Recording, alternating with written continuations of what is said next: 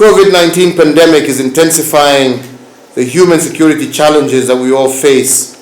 while also creating an environment where traditional and hardcore security challenges are amplified.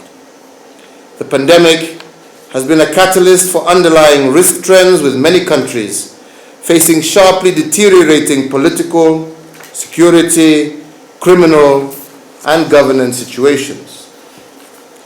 It should also be noted that environmental events such as the desert locust invasion in the wider East African region and the floods in the Horn of Africa region have also exacerbated the dire impacts of this pandemic. These two natural disasters have occasioned a severe reduction in food production. More recently, the oil spill and the accompanying serious environmental implications in the coastal areas of southeast Mauritius, together with the floods and desert locust situations, have shown that even as nations address COVID-19, many must also contend with other humanitarian, environmental, and security challenges. But these challenges have made an already difficult situation even worse and have outstretched resources to breaking point. It is also worth noting that the containment measures taken to limit the spread of COVID-19 and the flattening of the curve have also had serious adverse socio-economic effects. Lockdowns and a slowdown of economies locally and globally is likely to bear a heavier toll on the world's most vulnerable, who have less savings, insulation, and agility against the attendant depressed incomes and reduced purchasing power. It is therefore my hope that we will identify and propose workable solutions to fill the gaps in pandemic response capacities and exchange views on the emerging security threats and opportunities, as well as opportunities associated with the pandemic.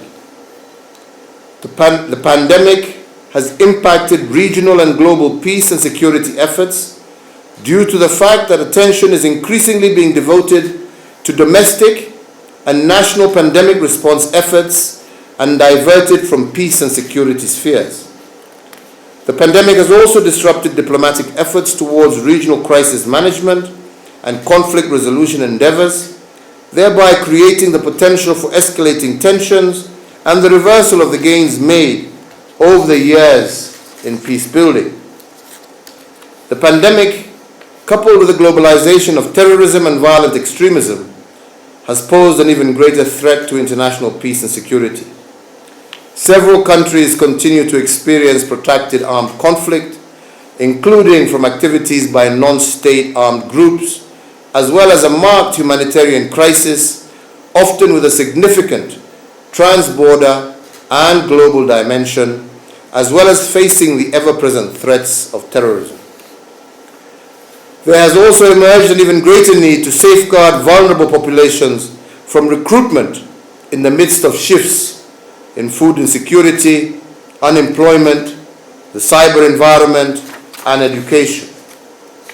As countries focus intensely in combating the pandemic,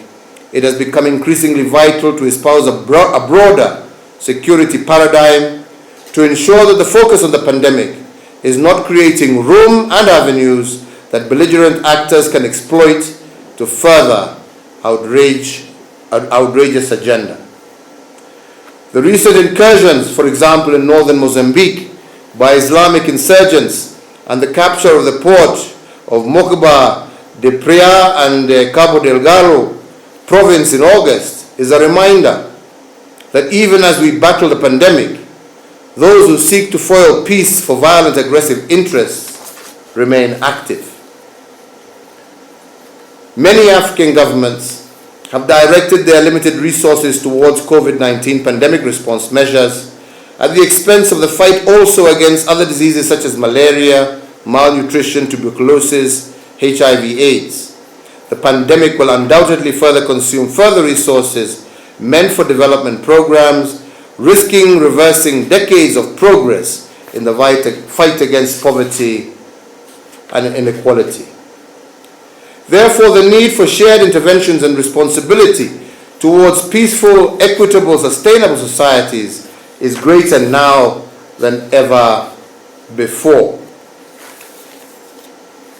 Your Excellencies, the push for technical assistance, capacity building, and enhanced coordination to strengthen global counterterrorism capacities, including through the Counterterrorism Committee, the Office of Counterterrorism, and other UN entities, the African Union, regional economic communities, and other mechanisms are key to building appropriate and harmonized actions. Kenya hopes and aims to provide leadership in the Horn of Africa by exploring and implementing diplomatic measures in counterterrorism financing and to work with partners in the broader spectrum of efforts within counterterrorism, as well as to stem other forms of transnational organized crime. Through Kenya's non-permanent member seat at the United Nations Security Council, Kenya further aims to contribute to global peace and security, with the ultimate goal being the attainment of sustainable development for the year 2021 to 2022, and our nation acknowledges that peace and security challenges do not respect geographical boundaries. Nevertheless, we will continue to partner with you, Your Majesty, and all actors to ensure that all urgent measures are taken as we move along to battle the pandemic, to also ensure that we curb acts of terrorism and other forms of violent extremism as becomes necessary.